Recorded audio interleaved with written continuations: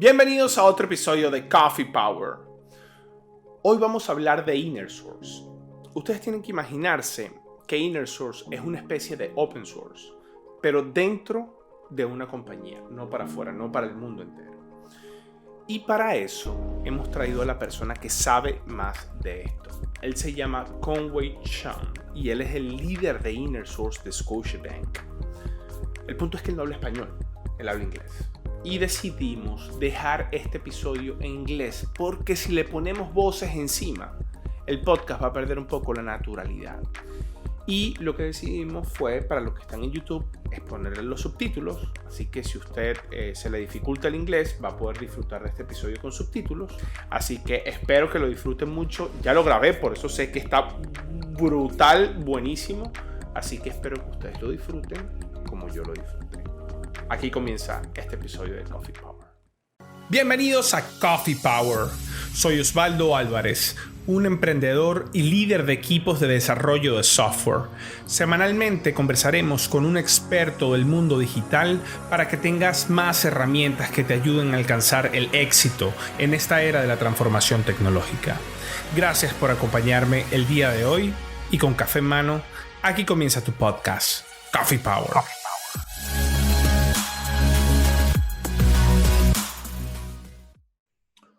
Welcome to the Coffee Power English version. Conway, how are you, man? I'm good. Thank you for inviting me. Now you're going to be the most famous guy in Spanish-speaking community. I guess so. Are you ready for that? I don't know what to expect. So, why Conway? Mm-hmm. Conway is a veteran of Expedia here in Canada and working in Latin America as well. More than 10 years of software development experience from the ASP.NET Word to React. So that's a long time, man. Oh, yes. .NET people, they have created very good things, actually. You know, they're creating .NET Core and different new technology. The Silverlights awesome. Back in the days. Exactly. And he is a software architect and he's the Inner Source lead for Scotiabank. So nobody better than him to talk about Inner Source here in Coffee Power. So Conway, what is Inner Source? Trying to explain to us and to everybody that is hearing about Inner Source, well, they know nothing about this. What is that? Yeah, so Inner Source is basically an open source concept that brings into corporate world that we use it in enterprise, we use it in small company, medium company, you name it.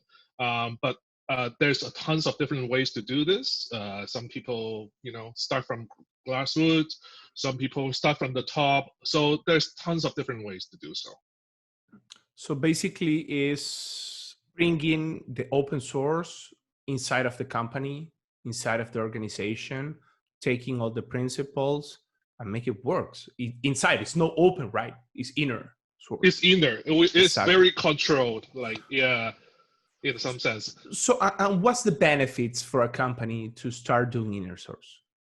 I would say it's the culture itself. So if your company thinking of, I want to nurture a community that is innovative, that they listen to the qualities, and then they want to do something great that potentially shareable across the whole world, then that is the benefit the company, that's the benefit the company looking for, and that's Inner Source for them. Okay. So I was reading one article, to bring you the right question. And I was reading that Inner Source is not a strategy. It's a movement. Are you agree with this? I 100% agreed. Because what is a strategy? Strategy is a way of doing things, right? We strategize like, okay, we'll do things this way first, this way next, and then we do the thing, and that will comes up to a whole plan. And that's not just that, because a movement involves emotion. You have to believe in something to bring up your emotion that I think doing these things, this small project or a big project, it will benefit everyone and it will make the world much better. So this is the belief that you have to be in order to do inner source. That's why it's a movement. Yeah, that sounds like if you are creating a strategy, maybe some kind of manager that is creating this, and then they have to roll out to all the organization, maybe top down, and not like what you say, like creating this as a Absolutely. movement, like organically, like with people, like making people feel this, and start like a contagiate another people with the same belief, I would say, right? Yeah, so it's not like start with a small number of people. It has to be a bigger group of a more like a majority belief Yeah. in a company to make it work. Otherwise, if it is a small group, maybe just one discipline, maybe just engineering is doing so, it's not going to work with inner source because within the organizations, there are three main group of people in the agile world. That will be business, like the product owner. We have designer on the side, and we have engineering actually doing the work, doing the coding to make that happen. That three group of people has to align with this belief. Otherwise, it will not success because product owner will not give you the time. Designer is like, oh, just want to do this, and engineering like, in order to do that, I have to do this first, and modularize this and the concepts, other stuff. So so it needs to be like everyone to be aligned almost to the same belief, and it's like a core value of the organization. So if I am in an organization right now, and let's say that I want to start this movement, so who is the right person to start this? Well, I think like as an MVP, it will start organically. So there's multiple phases if enterprise or a company want to adopt that. It will be start with a small number of people, a group that they want to create something that is shareable. That's the first step. It's just like the open source, right? Like the open source world is one person bootstrapping, or they have multi people, they group together and do something bigger. So it's the same concept.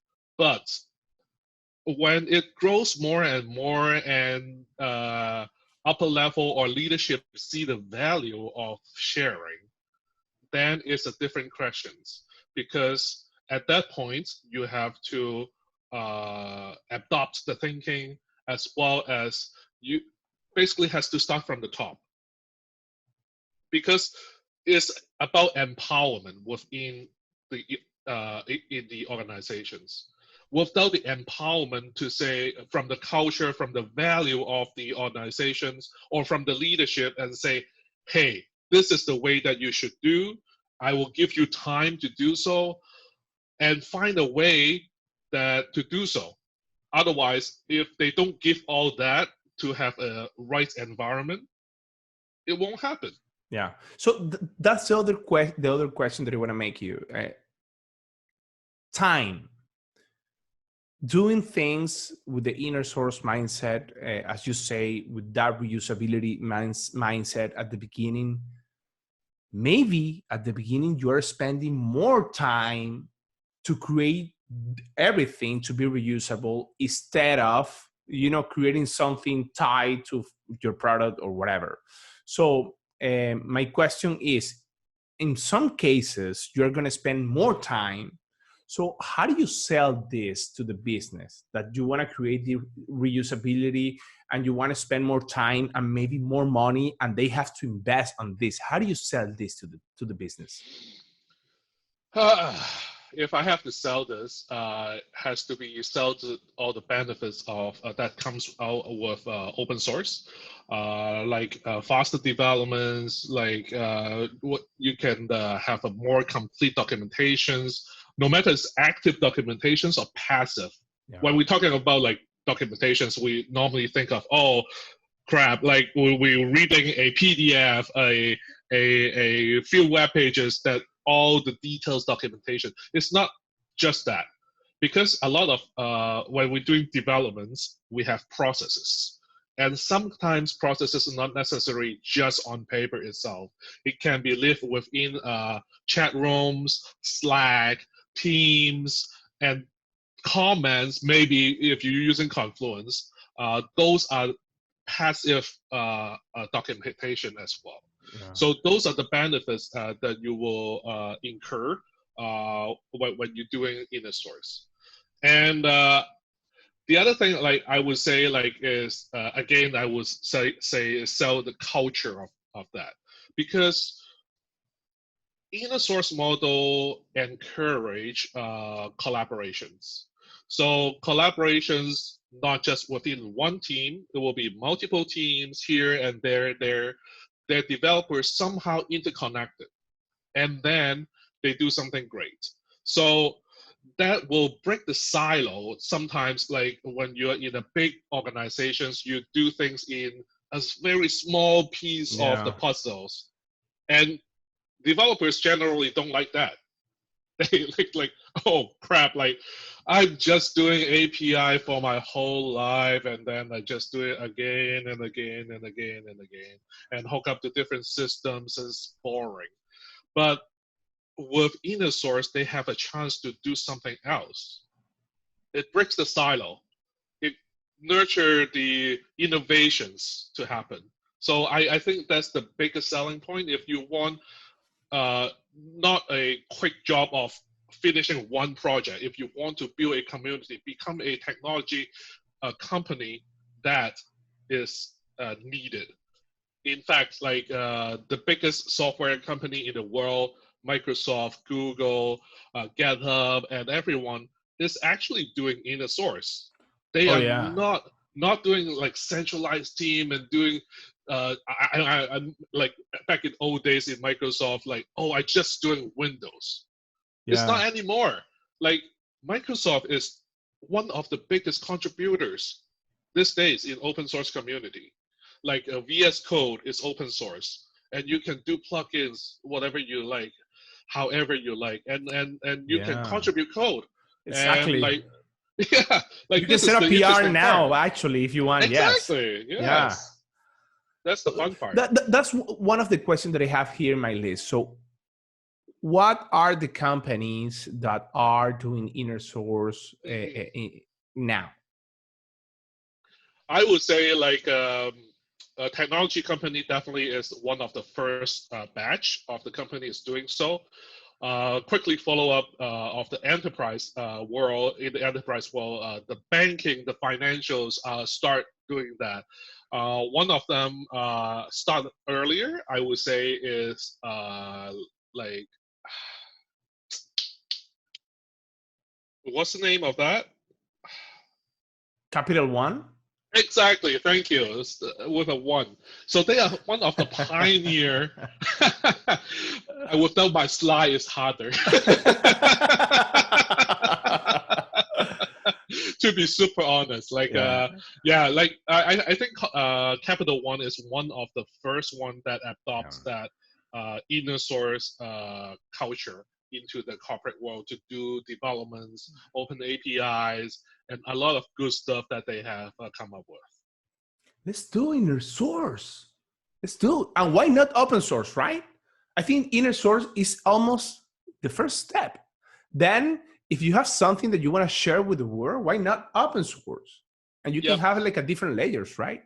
Absolutely, because like one of the theory is that for enterprise, if you cannot do inner source well, you cannot do open source. Oh, that's exactly right. So if you cannot control your house, you cannot control the neighborhood. So that's exactly yeah.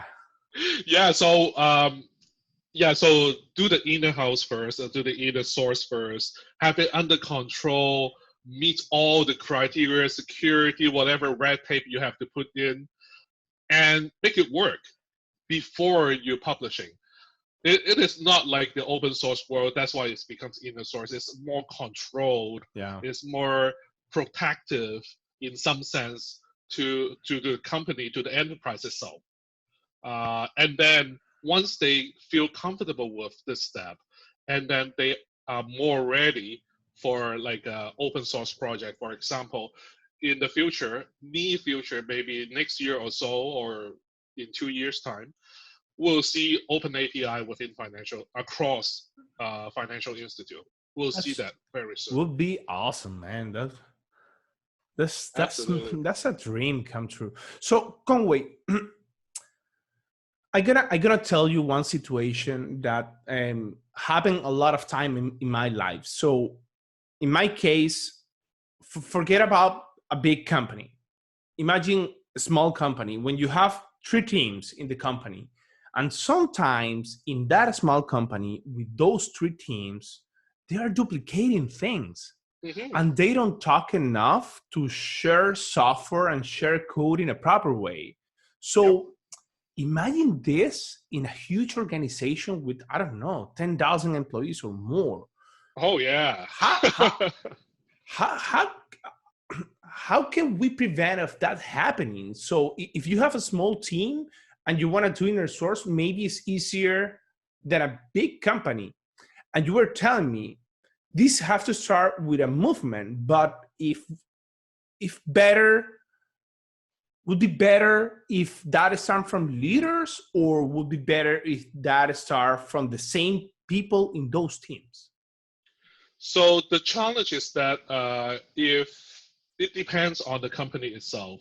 If the original culture or the original leader, I would imagine like some new leaders come into the company and say, well, the way that you do software sucks, Exactly. and then I want to change. So I would imagine like this will be the moment. Um, yeah, so like it depends on if your team is ready. That's why like if you starting right from the top and push it down, people don't feel they own it. So I know it sounds like okay, if eventually inner source need to push from top down, why we start from there? The challenge is the team is not ready. They are Yeah. not educated enough. They don't feel the needs, and they feel like, oh, it's just another thing that my boss asked me to do. Oh, Yeah. so now I need to take extra time and It's not share some organically. code. It's Exactly. not organic. Like it's like I have to do extra work for Yeah, this. exactly. I have another assignment. Yes. You're right, Yes, man. exactly. Right. So, but imagine when you're working with people in technology, I think, and I will say this forever, we, the developers people, we have a syndrome. And our syndrome is that we don't trust in code created by another person. Hmm. So if you are bringing me, or if you are sending me a PR in my central repository, my initial reaction is I don't trust in your code. I don't believe in your code. So we have this kind of syndrome. How can we break that? Hmm. So I think it is related to mindset, like in here, because your mind is telling you, oh, something from external coming in, that we just Yeah. X, like no, like because that's a natural human response to external subjects that coming in, right? But if your mindset is more open to say, well, I would not know everything in the world. I probably don't do the best way. And some people probably is better than me. It's Yeah. not about me anymore. Like if you're still thinking of me, and then it's like, okay, of course you're a very close person. You think you do the best thing, and Yeah. then other people sucks and like all that. So your mind is breaking the way to improve yourself, because like you Exactly. have to learn it harder. You have to fail hard in order to learn that, instead of like other people, okay, maybe I open my mind and then I try some other people's methodologies, ways of doing things might be better.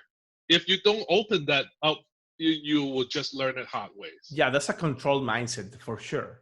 Yes. And that's a problem, because I think a lot of companies has that control mindset. And the problem with this, if you start creating teams that own things, and you have one team that owns different piece of software, and you have another team that owns different things, and then when you need to create another team, and though that team needs something from the other teams, you start creating bottlenecks and dependency.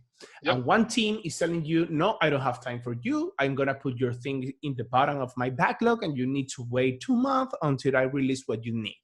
So Inner Source is a solution for that, because basically you are opening your code base and you are letting them, so come here, send me your PR, I can review your PR, and basically what you need, if you need something, you do it. You don't have to depend on a centralized dependency. Exactly. But that's huge, man. How do you, I think the most of the company, they have decentralized and control and ownership mindset. It's huge. So this Inner Source model can help a lot of company, but at the same time, I will say it's super hard to make it happen. It's super hard. It takes years of building. It will not happen overnight like this. Like, because why I said that, like, eventually you have to from the top down, because it's a mindset, it's a culture change that you have to put in people's mind. For example, security team. Like, if your security team think, oh, I need to be super rigid, super hardcore, must be secure, nothing, anything coming in new, no good. Yeah. Then you cannot innovate. That's why you need to plant that mindset into people's mind and say, hey, we become an Inner Source company, a lot of new things coming in, different ways of doing things. Exactly. And then those security people will not be so narrow-sighted and say, okay, maybe I have to look more on the other side. Oh, people is doing things like this outside. Yeah. And it's still secure. Yeah. So exactly. Exactly. Yeah. So like that's why like the culture, the mindset, you have to plant in people. It's a movement. That's why it's all in here. Conway, and I will say, do not oversimplify things, because people sometimes, not technical people, believe that if you want to reuse and share software, it's kind of a copy paste. It's like a puzzle, right? Oh, yeah. And it's not. You know that it's not. And at the same time, you have to influence a lot to your business people to, make them understand the complexity of doing this as well, right? Yep, absolutely. Copy and use code is like so like 80s, 90s kind of concept, like when the world is not that open. Now the world is all interconnected, it's open source world many times, and you have to evolve as a organizations how you adapt to that. Yeah. So Conway, I have other questions. So imagine that you are creating a software right now, right? And you have a finished version of your software, and then the company want another team basically to reuse what you create, but you didn't plan that development to be reusable. You plan for the spec that you have at that time, and basically you deliver the software to your market, to your spec, to whatever you have right now. So my question is, what's the best way? Plan every software to be reusable since day one, or after having a software ready, then spending time to make all the tweaks and fix all the technical depths to make it reusable? What would be your approach? That will be a tough one. So why I say that is because we are in an agile world. So agile many times tell us that like we iterate, right? We do whatever we need to hit the MVP and we iterate. But in the back of our mind, when we architect something, we don't necessarily have to build out the whole thing to be like reusable. We just need to leave a doorway, maybe not back door, doorway. Please don't Yeah, do it. Yeah. Exactly. Don't no backdoor. A doorway for other people to use the piece of software that you're going to Yeah. create. So just leave it open a little bit, and uh, and when the time comes and other teams come on board and say, "Hey, your software is amazing. I want to adopt that," and then that's the time that you spend more time on say, "Oh, okay, that's great. I actually planned it for this. There is the small door here. Yeah. Open it, and then you can use it." Okay. So that's the approach I think I will use if I have a piece of software. Is I starting a piece of software right now. Great, man. Great advice. And last but not least, if somebody that is watching you here in YouTube or listening you in Apple Podcasts, Spotify, Google Podcasts, any platform when we have Coffee Power and Coffee power. Coffee Power with Conway Chen. This is our first episode in English, so I am as we have a song in Spanish, and Mark Anthony say, "Como dice Celia." Celia Cruz is a singer from Cuba. My English is not very good looking. That's a very good one. So please, people, I'm sorry. So, but somebody want to start the inner source now. I hear Conway. Conway is my god now. I want to be like Conway in the future. I want to have your haircut. Everything. What steps should I follow? What documentation, website, videos? How can I ramp up to inner source? What is my first step? What is your recommendation? What do I have to do? Mm-hmm. So it depends on the exposure of you into the open source world. If you are more exposed, that's great because you already have the first step. If not, look at some other projects, how they do things, and understand the open source world. And there is a lot of resources. For example, Inner Source Common. If you want to start Inner Source, they have the full explanation benefit. If you need to convince your boss to do so, give you time. Maybe like Google. Like Google, they give like 30% of their employees time, extra time, to work on their own pet project. Yeah.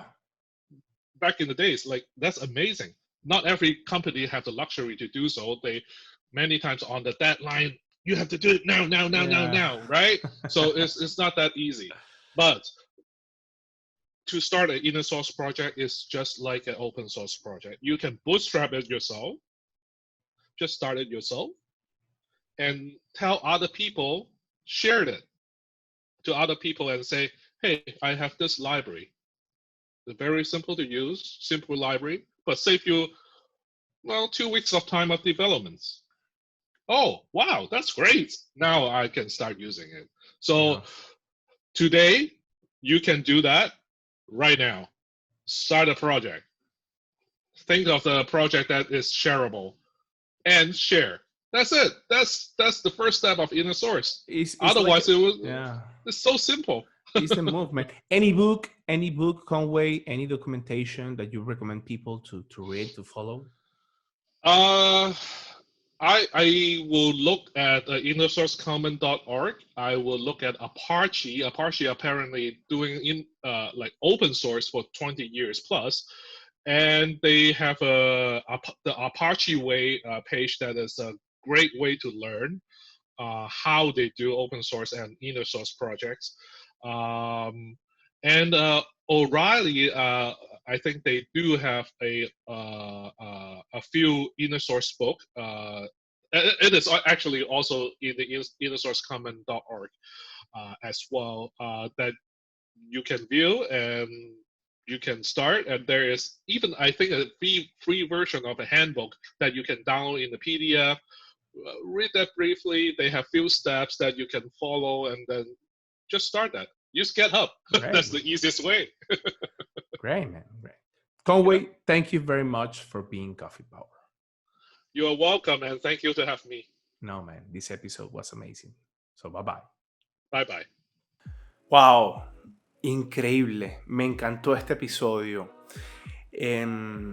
Ojalá muchas compañías entendieran que esta es la mejor manera de promover reusabilidad de software en cualquier organización. La verdad es que al principio, cuando se están pensando en componentes que puedan ser reutilizables, sí hay que hacer una inversión inicial. Y ese tiempo inicial nadie lo quiere pagar. Lo importante acá es que esto se pueda ver y se pueda vender como una inversión a mediano plazo y a largo plazo. Porque después de tener componentes que puedan ser fácilmente customizables, que puedan tener providers o puedan tener plugins, se puede tener este esquema de aceleración donde muchas otras equipos dentro de la misma organización pudiesen optimizar tiempo reutilizando lo que ya existe. Así que me encantó este episodio, espero que ustedes también lo hayan disfrutado como yo lo disfruté. Les recuerdo que acá en YouTube pueden suscribirse al canal, eso nos va a ayudar a seguir haciendo más episodios como este y seguir trayendo más invitados que nos puedan decir y hablar de todas las novedades que están pasando en la tecnología, en el desarrollo de software, la transformación digital. Escríbanos qué otros episodios quieren que hablemos, que traigamos. A veces me quedo corto de ideas, así que me ayudarían un montón. Si están en Apple Podcast, recuerden que pueden suscribirse, pueden dejar un review, unas estrellitas, pueden ponerle en Apple Podcast, pueden seguirnos en Spotify y pueden suscribirse también en Google Podcast. Así que nos vemos en otro episodio de Coffee Power.